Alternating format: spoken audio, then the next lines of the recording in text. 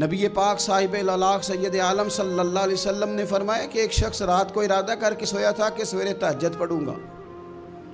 एक तो वो है जिसका इरादा ही कोई नहीं, फजर पढ़ने का भी इरादा ही नहीं, सिरे से प्रोग्राम ही नहीं। उसको पता चल गया कि डॉक्टर ने कहा था 7-8 घंटे सोना है, तो अब वो टाइम देख रहा है 2 बजे सो रहा हूँ, 10 बजे उठ जाऊँगा। उसकी बीच में नींद है, सेहत है, डॉक्टर की तंबी है, पर फजर तो शामिल ही नहीं।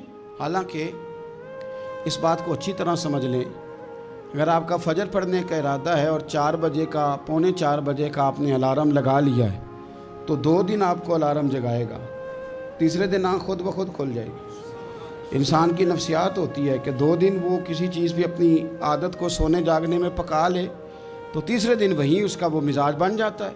तो अगर नीयत ही नहीं, इरादा ही नहीं, प्रोग्राम ही नहीं, तो कैसे आँख खुलेगी? बल्कि फिर तो ये होता है कई दफ़ा आँख खुल भी जाती है, बंदे उठ भी जाते हैं पर उठते ही नहीं, नमाज का वज़ू ही नहीं करते, आगे बढ़ते ही नहीं, हिम्मत ही नहीं करते। लेकिन हुजूर क्या फरमा रहे हैं? करीम महबूब अलैहिस्सलाम फरमाने लगे, जिसका तहज्जुद पढ़ने का इरादा था लेकिन नींद गालिब आ गई, उठ नहीं सका।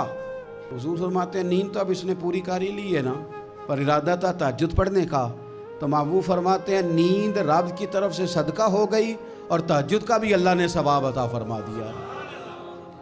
इरादे साफ करे, पक्के करे, नीयतें खरी रखे, नीयत साफ रखे, इखलास पैदा करे, तो फिर तो घर में बैठे बैठे बड़ी नेकियों का सवाब मिलता है। फिर तो अपने घर के अंदर मौजूद रहने पर भी इससे बड़े बड़े लंबे सफ़रों का सवाब मिलता है।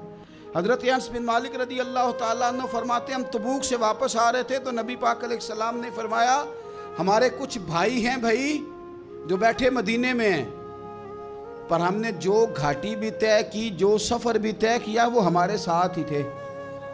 बैठे कहाँ हैं? मदीने में, पर हमने जितना सफ़र तय किया वो साथ ही थे।